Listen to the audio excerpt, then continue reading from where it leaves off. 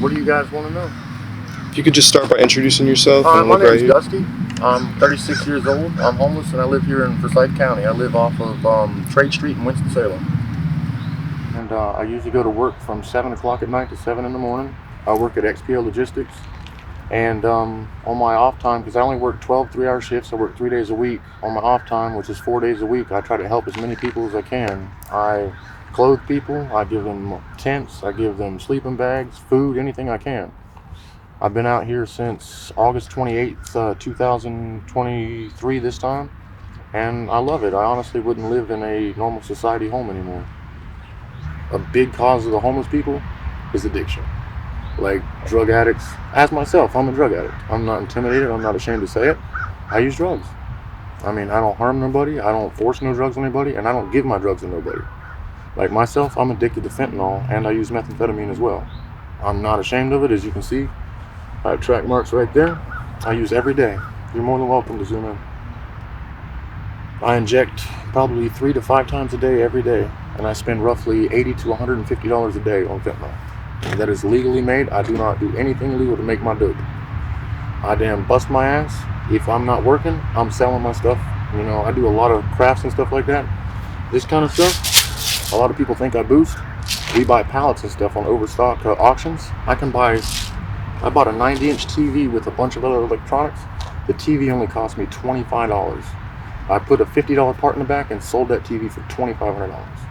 It's simple stuff like that. People can generate an income that is just astronomical to a normal income. And I'm just nobody else, man. I'm myself. But I haven't dosed in probably 6 to 8 hours, so you know I'm getting a little bit on the ill side. But I don't have any fentanyl right at this minute. But I'm actually going to go to Insight next week and start my treatment so I can get off of fentanyl, which they're going to put me on a maintenance dose of, I believe, either Subutex or Methadone. Yeah, methadone, and I've never done either, so I'm kind of intimidated by it and a little afraid of it because I don't know how I'll react to it. Because I'm allergic to naloxone, which is the reversal for opiates, which is what they call Narcan. I'm allergic to Narcan, so that's why I can't take Suboxone. Suboxone has that in there, so they have to either give me the Subutex or you said methadone. So I'm ready to try it. It's just, you know, I battled cancer. I just beat my cancer. I had prostate cancer at stage 3, and I finalized my final treatment last week. Like, no cancer free, man. I went from 360 pounds to 225 in 5 months. And everybody's like, well, it's the drugs. I've been using drugs for 20 years, man, and never lost a pound. And now all of a sudden, I was like, something's wrong. I went to the doctor. My blood levels were gone. My BPA, which is my pressure on my prostate, was a 9, and I'm only 36. At the time, I was 35, so that's crazy. My, I guess you would call diagnosis was terminal. They didn't think I was going to be able to survive, but I went through a new treatment called pulse radiation treatment. It worked. It sucked though. Imagine taking 2 needles right below number 2 there. It's not fun. I went through 13 rounds of that and I beat the shit. Just because we're homeless or drug addicts? And they say disease is not disease, but they say addiction is a disease. I don't believe it's a disease. It's a choice. It's a disease or a genetic trait saying that we have the ability to become addicted or the reason to be addicted, but I don't think it's a disease. You don't choose to go and get herpes. You don't choose to go and get an STD. It's something you acquire through what you've been in. Nobody put that needle up and shoved that in my arm. I made that decision. I am chemically dependent on it now, so that's different from somebody that say just picks up and snorts a Roxy or something like that.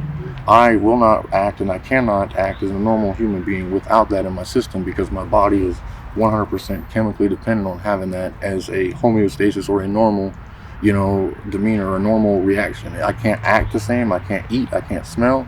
I'll get sick. If I smell anything, I get irritable. I sweat without that drug in my system.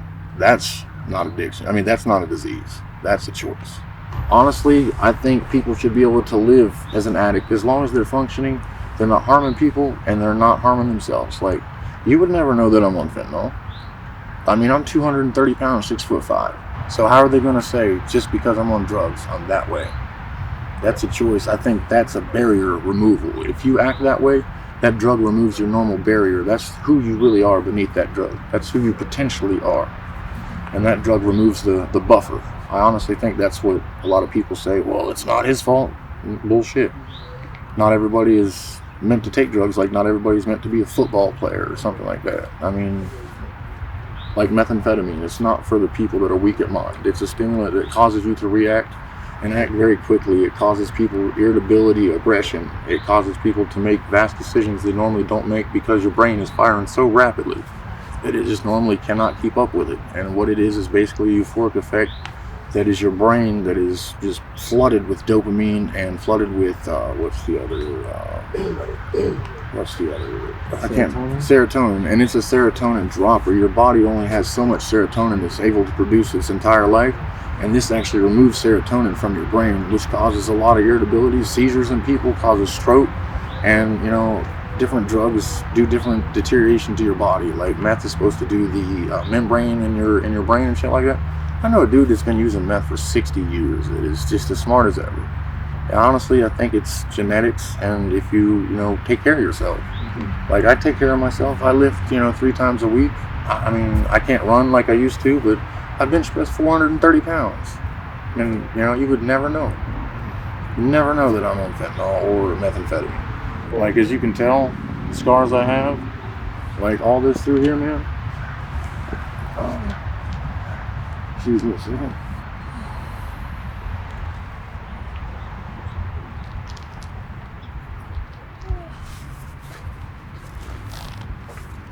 Get that over my damn leg there. Scars I have here, and if you look at my face here, my hands. I live on the streets and I live hard, man.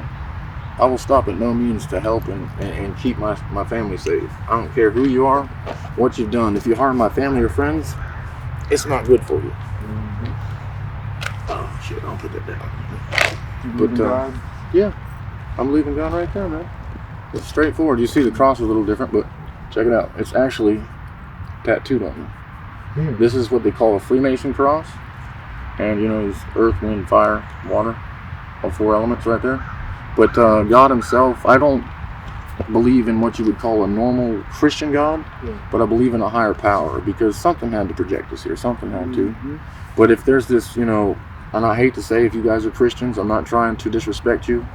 If there was this Christian God in my book, why is it that he allows so many people to go through and these kids to be hurt, these kids to die of cancer? What's up with that shit? Which I believe more in like the paganist line. Like I'm more into Mother Earth and stuff like that. But there is, like I said, there's a God. There's got to be. I mean, if not, because I've seen some true miracles come out. My daughter was born. I've survived what I've survived. I've been shot, stabbed, beat. I've been hit with hatchets. These here, even my ankle here, that's a hatchet wound here. There's a hatchet wound here and a hatchet wound here. There's a hatchet wound right there. And right here's another hatchet wound. And I'm still here walking. No brain damage, no nothing. I died on July 11th, 2013. I overdosed on at that time, heroin. I died for 22 minutes, no heartbeat or respiration when they found me. And they brought me back with no brain damage. That's not supposed to be possible. And it's all documented in my health records. I can prove each and every bit of it. I mean, tell me that's not a miracle. I mean, I'm here for something. And I know one of the things I'm here for is to help people.